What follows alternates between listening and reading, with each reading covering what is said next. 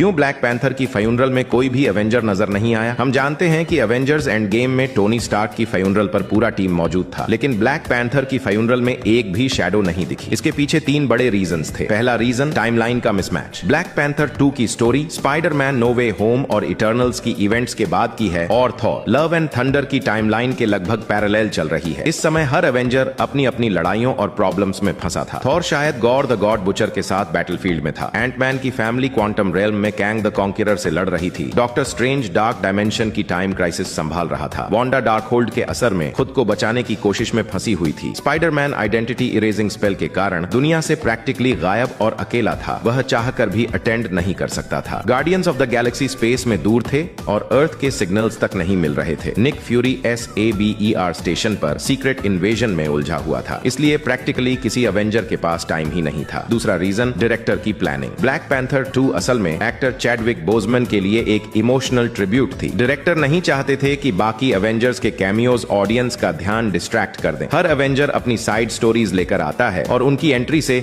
वाकंडा की core story line week पड़ सकती थी। डायरेक्टर चाहता था कि फोकस सिर्फ वाकंडा के कैरेक्टर्स, उनके इमोशंस और उनकी हीलिंग पर रहे। इससे स्टोरी प्योर और स्मूथ रहती है, जिससे ऑडियंस पूरी तरह वाकंडा की जर्नी में डूब सके। तीसरा रीजन स्टोरी का मिशन। ब्लैक पैंथर की लेगेसी को आगे बढ़ाना इस फिल्म का सबसे इंपॉर्टेंट मिशन था। इसके लिए जरूरी था कि नई ब्लैक पैंथर बिना किसी एवेंजर की हेल्प के खुद अपने दम पर नेमोर जैसे पावरफुल एनिमी का सामना करे। अगर एवेंजर्स बीच में आते, न्यू ब्लैक पैंथर का ग्रोथ, इंडिपेंडेंस और जर्नी कमजोर हो जाती। वाकांडा की इंटरनल कॉन्फ्लिक्ट्स, इमोशंस और रीबिल्डिंग का वेट भी कम हो जाता। स्टोरी का सोल इसी में था कि वाकांडा अपनी स्ट्रेंथ खुद डिस्कवर करे, जैसे एक ह्यूमन अपनी जिंदगी की सबसे मुश्किल लड़ाई अकेले फेस करके स्ट्रॉन्गर बनता है।